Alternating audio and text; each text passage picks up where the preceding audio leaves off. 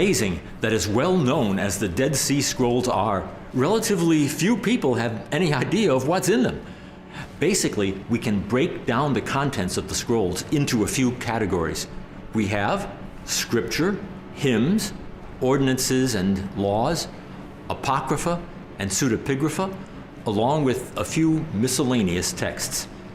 Aside from this unique cache of biblical books, there are also a significant number of commentaries on the Bible. The people of Qumran were especially interested in prophecy and what is called eschatology, a word referring to the end of the world. We can guess that for that reason there were commentaries on several of the prophetic books of the Hebrew Bible. But these commentaries are very much unlike the books of Scripture they're based on. It's important to point out that the Bible, as a series of books, is what we would call today a pretty good read. In other words, it's straightforward, clear, and concise. It is, for the most part, fairly easy to understand. The language of the Bible doesn't mince words. It tells it like it is and allows the reader to take it as it is, to accept it or reject it. It hides nothing and obscures nothing.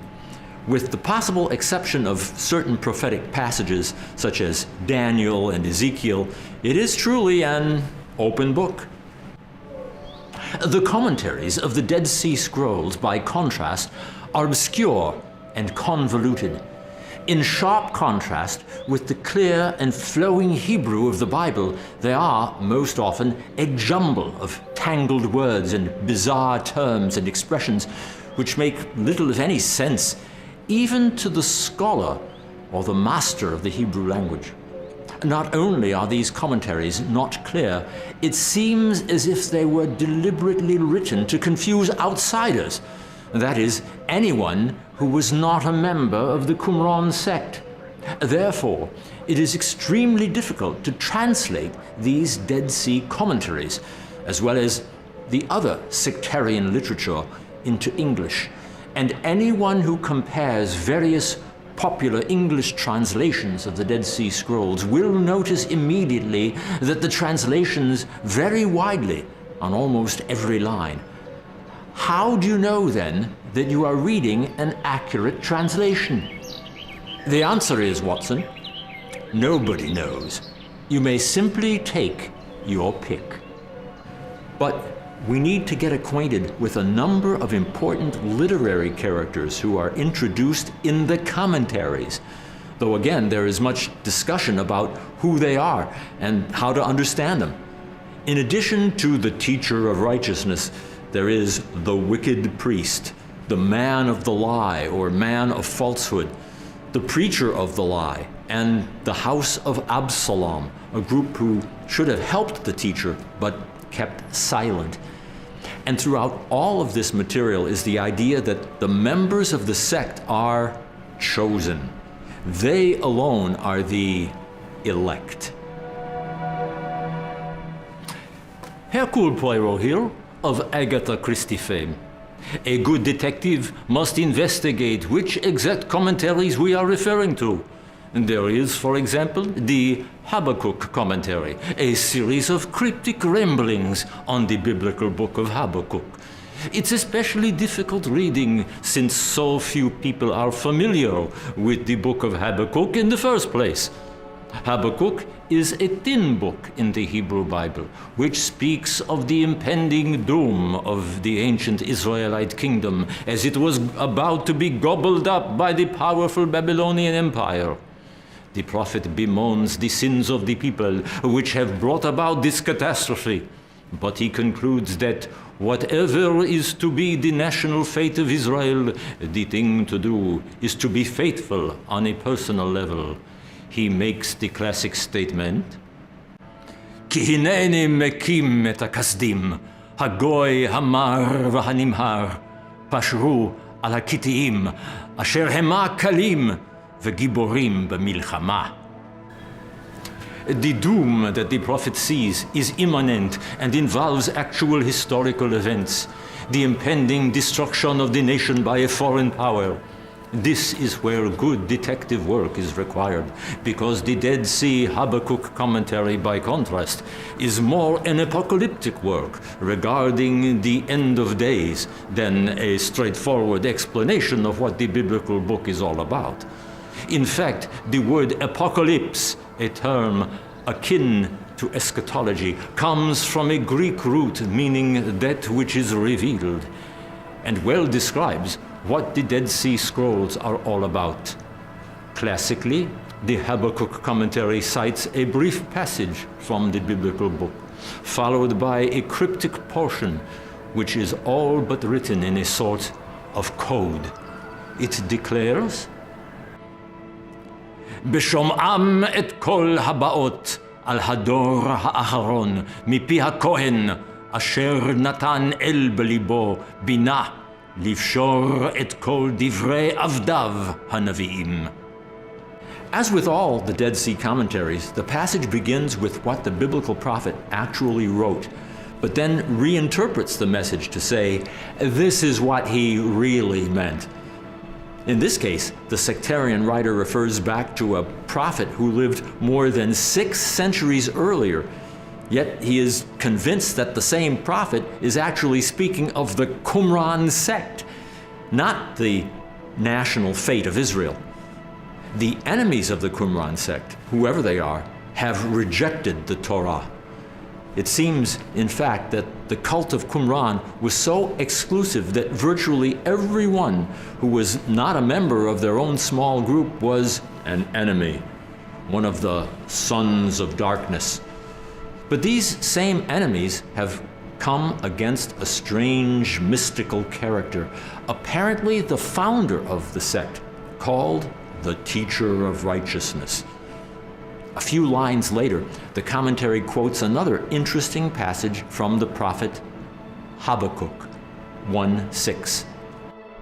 כי הנני מקים את הכסדים, הגוי המר והנמהר, פשרו על הכתים, אשר המה קלים וגיבורים במלחמה. In a strange sort of code, the writer here insists that while Habakkuk wrote of the Babylonians, the powerful enemy that destroyed ancient Judea in the year 586 BCE, he was really speaking of a group called the Kittim, who have never been identified beyond doubt by modern scholars.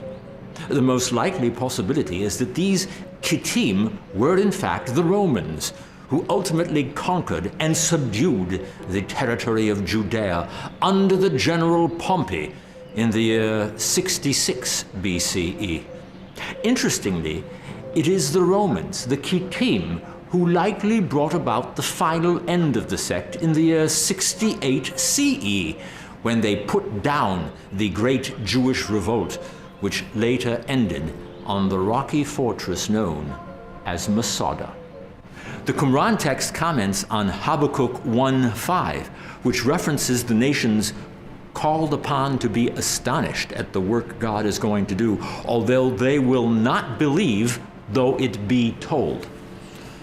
According to the Dead Sea sect, these are the unfaithful ones who have not heeded the words spoken by the Teacher of Righteousness from God's own mouth, and who refused to believe.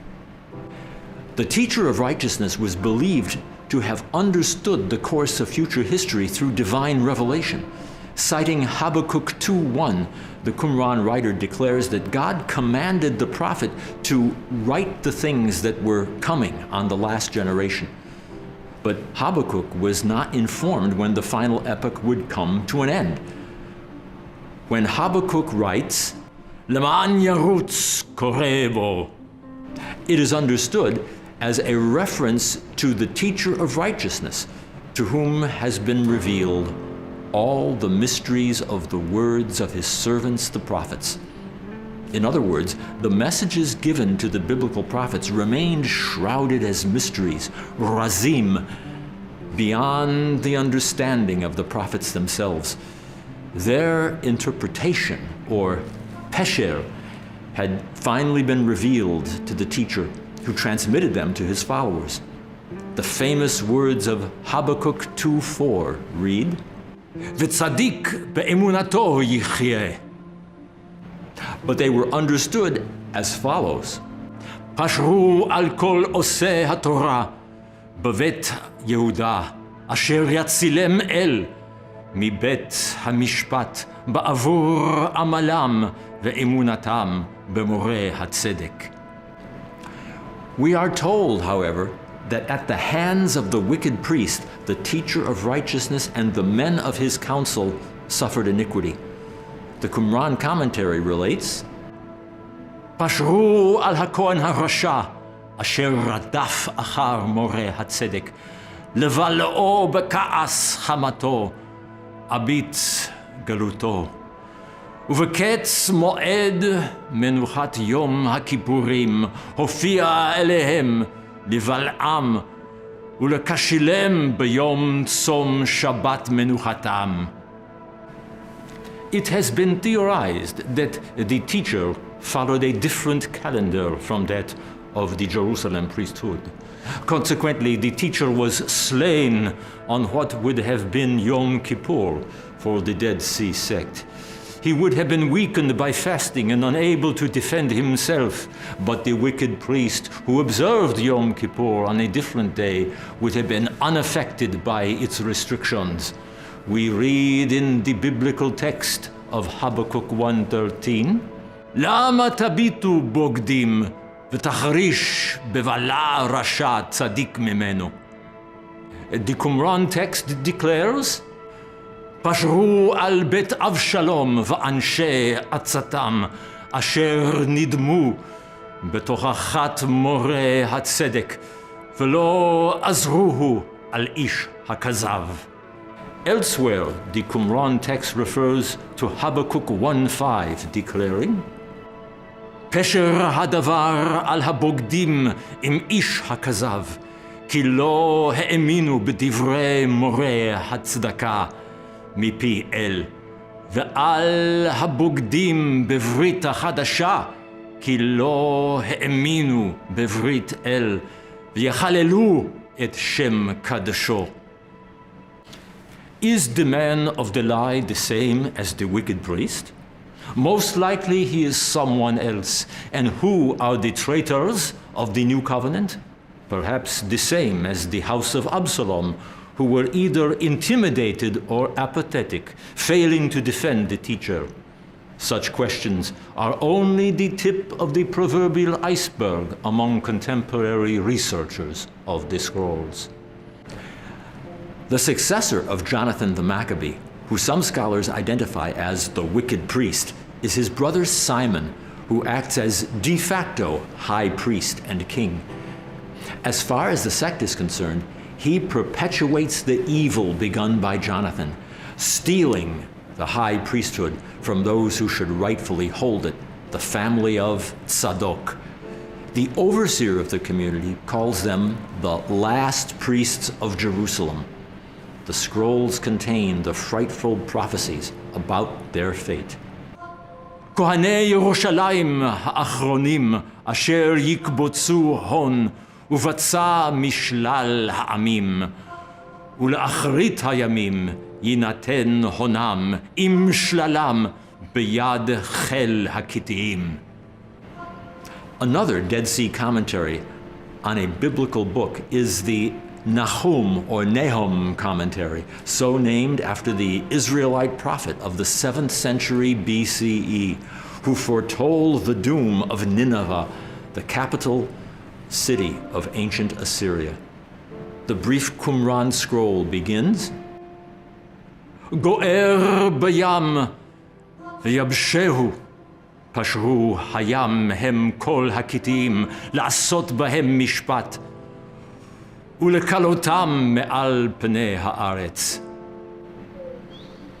The ancient prophet is obviously speaking of the majesty and power that accompany God, but the Qumran writer pushes it to the end of days, comparing the clouds to the convulsion of heaven and earth, which in the mind of the cult will soon take place when he, God, comes down. The Qumran sect clearly believed that the end of the world was near at hand, and they saw the troubles of the present days as nothing but birth pangs, the messianic tribulation which would usher in a better day. Theirs was an apocalyptic view of the world, dominated by the notion that their generation was undoubtedly the last. Some of the same ideas are certainly found in early Christianity, being echoed in the book of Revelation. But the important thing to learn from the scrolls is that these ideas of an impending time of tribulation followed by God's glorious appearance before all humanity are not a unique aspect of a totally new faith, Christianity. They were present in the fabric of Judaism all along, as represented by the scrolls themselves. Elsewhere, the commentary on Nahum speaks of Dorshei hachalakot la'achrit hayamim asher bechachesh v'shkarim yitalchu. We are reminded of the flavor of the New Testament epistle of Paul to Timothy, which declares, "But mark this, there will be terrible times in the last days. People will be lovers of themselves, lovers of money, slanderous, without self-control, lovers of pleasure rather than lovers of God, having a form of godliness but denying its power. We have nothing to do with them." Thus, the New Testament language could simply be reflecting patterns of speech common to the commentary on Nahum. Among the Qumran fragments are other brief commentaries on several other minor prophets, all echoing similar themes. The Hosea commentary, for example, speaks of the lion of wrath, or the furious young lion. Might this be Alexander Yanai, the cruel Hasmonean king responsible for the slaughtering of the Pharisees who revolted against him? It relates. Importantly, we also have a commentary on the most well-known and most quoted of all the prophets of Israel, Isaiah. In it we read, Od hayom banov la'amod, ינופף ידו הר בת ציון, גבעת ירושלים. פתגם לאחרית הימים לבוא, מושל הקהל, בעלותו מבקעת עכו ללחם. The original reference is to the king of Assyria, but the new reference is to the leader of the Kittim, clearly the Romans. Again, there is a fixation on the end of days and a coming apocalyptic war to be led by a mighty righteous ruler. Interestingly, in line from the plain of Akko is the ancient city of Megiddo, from which the name Armageddon is derived. Hine ha'adon Hashem tzvaot mesa'ef pu'ura במערצה, ורמי הקומה גדועים, והגבוהים ישפלו. פשרו על הכתים, אשר יכתו בית ישראל וענבי יהודה. Again, we find reference to the Kittim, apparently the Romans, who in the eyes of the sect faced defeat at the hands of the righteous Israelites. Elsewhere, we find reference to a messianic figure who will come to the rescue at the end of time. Yamit Rasha, v'hayat tzedek, ezor matnav, v'ha'emunah ezor chalatzav, pashru al tzemach David, ha'omed ba'achrit hayamim. Nonetheless, the commentary speaks of the men of mockery who have rejected the law of God, along with the seekers after smooth things who are in Jerusalem. Among the Qumran fragments are other brief commentaries on several other of the minor prophets, all echoing similar themes. The Hosea commentary, for example, speaks of the lion of wrath, or the furious young lion. Might this be Alexander Yanai, the cruel Hasmonean king responsible for slaughtering the Pharisees who revolted against him? It relates, Pashru al Kohen ha'acharon asher yishlach yado lahakot be'Ephraim. There is also a commentary on the prophet Micah, commenting on Micah 1:5, which asks, "And what is the high place of Judah?" It declares, Pashru al moreh hatzedek, asher hua yoreh haTorah la'atzato. Referring to Micah 1:6, which speaks of a place for planting vineyards, it declares, Pashru al metif hakazav, asher hu yat'eh et hapetaim. Is this the same as the man of the lie? And is he identical with the wicked priest, or is he someone else? Not surprisingly, there remains vigorous debate about every aspect of these writings. Who produced them, and under what circumstances? In general, however, we can see them as a rich source for our understanding of what this strange sect believed and how they lived their lives in their secluded settlement, established in their minds on the very edge of eternity.